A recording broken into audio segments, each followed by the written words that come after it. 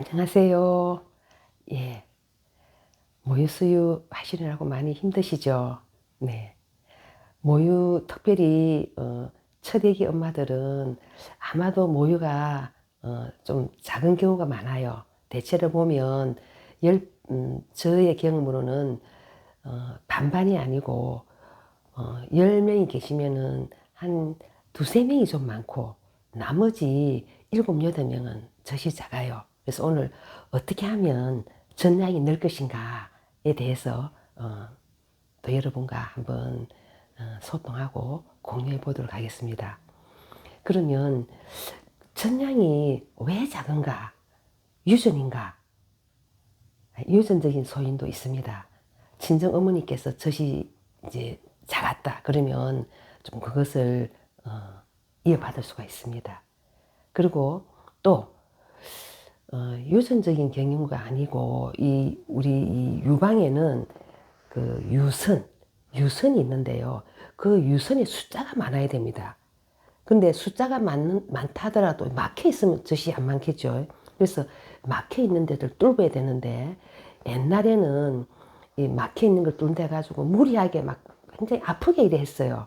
근데 이것을 잘 뚫으려면은 임신 37주부터 여기를 많이 이렇게 마사지를 해 주셔야 됩니다. 그리고 제 유튜브에 보면은 유방 그 자가 그 관리법이 있어요.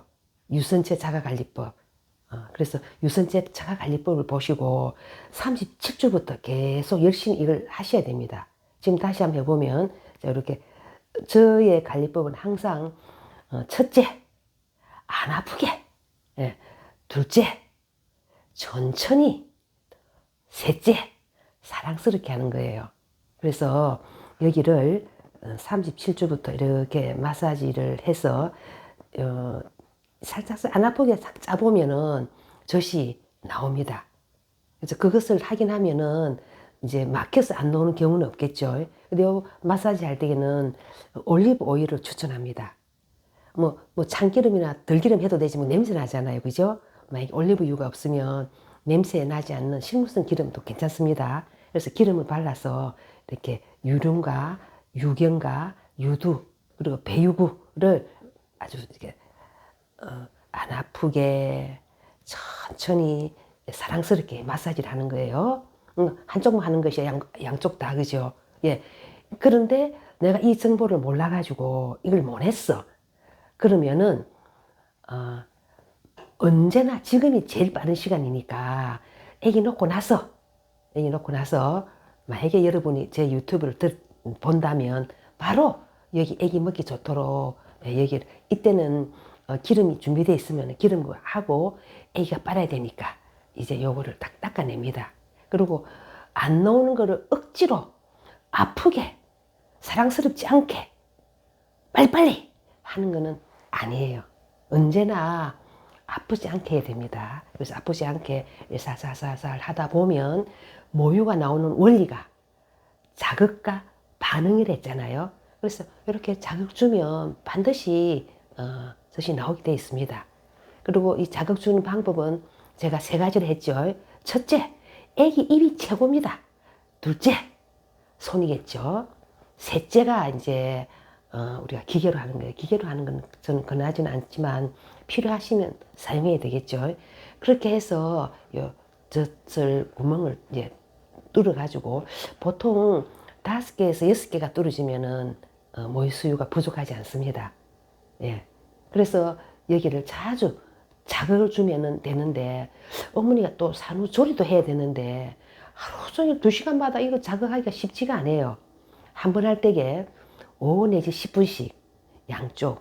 그러면은 10분 내지 5분이니까 10분 내지 한 20분 그죠? 그렇게 소요되겠죠. 그것을 계속 2시간마다 하는 거예요. 그러면 제가 모유수유의 주체는 이제 핵가족이니까 산모와 그리고 신생아와 남편이 협력해서 해야 되거든요. 남편이 한 번은 우리 수유모가 하시고 한 번은 남편이 해주면 좋겠죠. 또 한 번은 아기가 하고.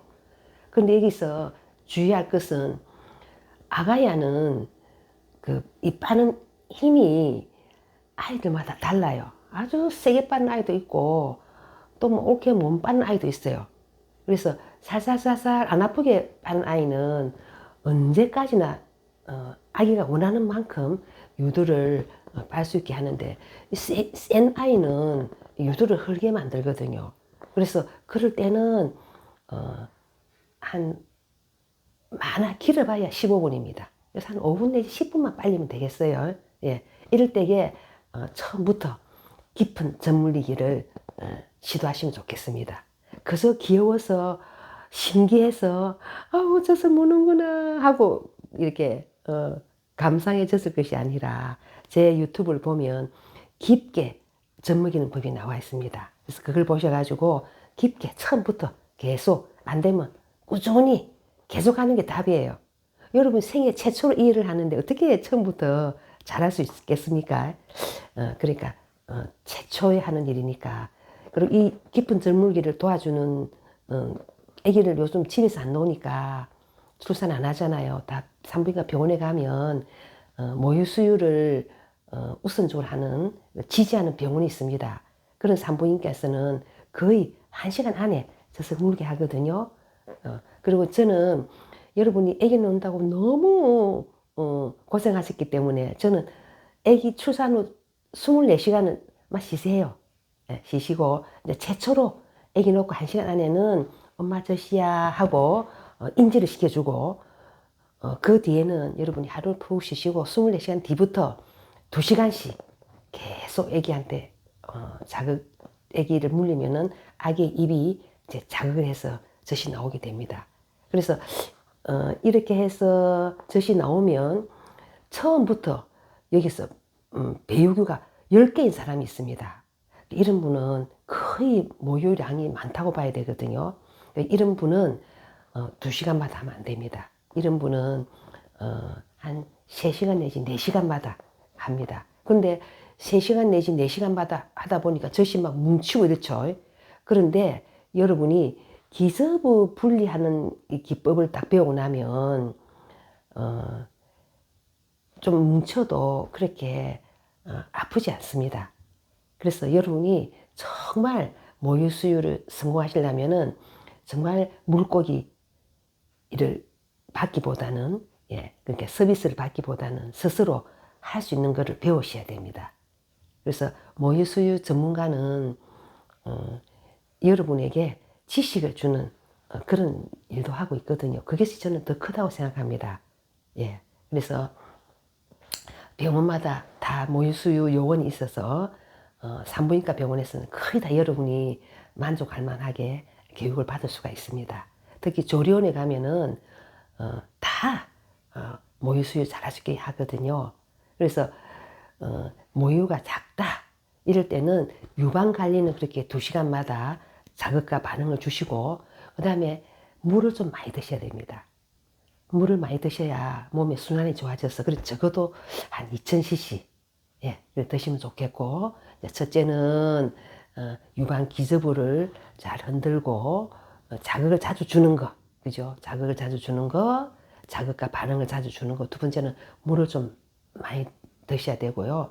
세 번째는 기름진 음식을 먹어서는 안 됩니다. 담백한 음식을 드셔야 돼요. 그러면은 이게 유관이 막히지가 않거든요. 그래서 전체 유방을 부드럽게 하고 유관이 막히지 않고 몸 전체 순환이 좋아지고 그러면 모유 수유는 양이 많아집니다. 이렇게 했는데도 안 된다 하면은 옛날에는 우리는 그 육즙을 먹었어요. 특별히 족발, 돼지 족발 즙을 먹었는데 족발은 여러분이 신생아 시기에는 저는 권하지 않습니다. 왜냐하면 족발에는 고단백, 고지방이 있기 때문에 유관을 막히게 해요.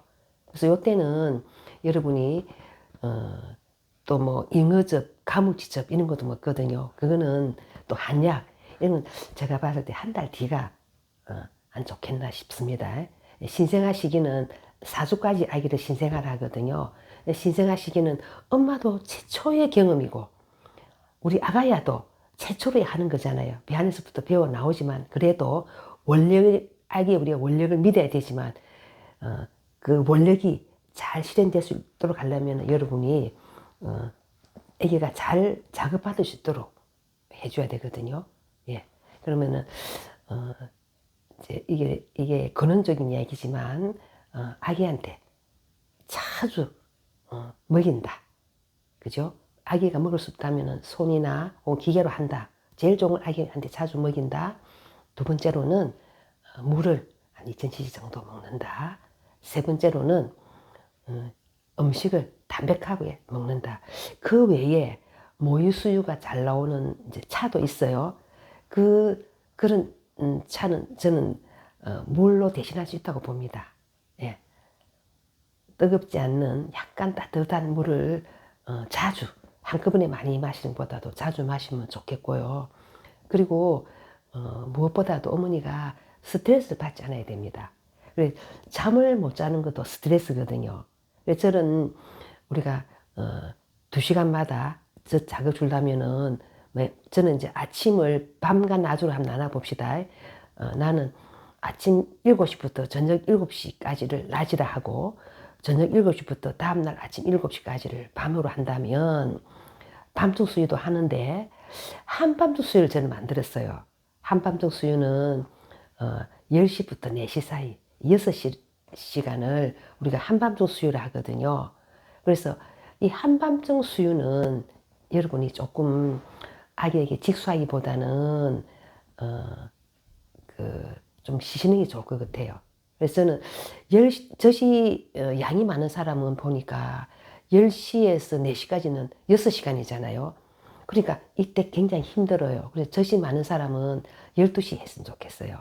12시에서 4시. 이 한밤중은 우리 몸에서 성장 호르몬, 그리고 우리 몸을 하나 회복시키는 호르몬이 나오거든요. 그래서 이때는 여러분이 모유 수유하겠다고 일어나서 이렇게 애를 쓰다 보면은 그런 호르몬들이 안 나옵니다. 그래서 이 시간에 안 자는 것 때문에 피곤해서 유선염이 올 수 있어요. 그래서 전량이 많은 사람은 12시부터 4시 사이에 12시에 아이에게 한번 먹이고 그 다음에 4시에 이제 먹이는 거예요. 그리고 그 중간에 애기가 울면 어떡하노? 그럴 때는 젖을 짜놨다가 직수보다는 그때 한 번만 우유병으로 가족이 좀 해줬으면 좋겠어요. 이때는 아빠가 조금 도와주면 좋겠죠. 예. 그래서 모유 수유 중에 우리 이 사회도 우리 아빠께서 회사에 가서 이 시간에 못 잤다고 졸면은 동료로부터 보호받는 사회이라고 생각합니다. 예. 그래서 여러분 밤중 수유는 하되 한밤중 수유는 안 했으면 좋겠고요. 왜냐하면은 가로해서 혹시나 유선염 올 수도 있기 때문에 그렇습니다. 근데 그 외에는 이제 4시 일어나서 4시부터 4시 하면 했다. 그 다음에 6시, 8시, 10시, 12시, 2시, 4시, 6시, 8시, 10시 되겠죠. 그죠? 그래, 하루 한 번만 6시간 내지 4시간 이제 여러분들이 풀로 잠을 하루 자는 거예요. 그리고 낮에는 아기 잘 때 반드시 자야 됩니다. 제가 지금껏 말씀드린 것은 우리 신생아 시기의 아기입니다. 예. 신생아 시기를 지나고 나면 만사 형통해서 다 잘 됩니다. 예. 정말 그렇습니다. 그러나 이 신생아 시기에 랄랄룰루 하고 공부 안 하고 아기하고 자주 접촉 안 하면은 집에 가서 그냥 안 되는 거예요. 조리원에서는 참 잘 됐는데 특별히 전량이 많은 어머니들은 조리원에서는 여왕이죠. 막 저 다 거 담아가지고 막 보내고 이러면 막 부러움의 대상입니다. 근데 그런 엄마일수록 집에 가서 고생을 잘합니다. 그래서 조리원에 있는 동안 여러분이 일상의 어떤 노동에서 다 벗어나잖아요. 그죠? 예. 뭐 빨래도 안 하고 집안 청소도 안 하고 정말 편안한 자리에서 쉬면서 어떻게 하면 아기하고 잘 집에 가서 잘 지낼 수 있는가, 그거를 공부하고 집에 가시면은 정말 산후조리 잘했다고 볼 수 있겠죠. 예. 어떻게 한번 꼭 실천해 보시고요. 또 모르는 거 있으면은 또 질문해 주시면 제가 성심성의껏 답변해 주도록 하겠습니다. 저는 언제나 여러분을 지지하고 응원합니다. 화이팅입니다. 네, 꼭 성공하세요. 네, 감사합니다.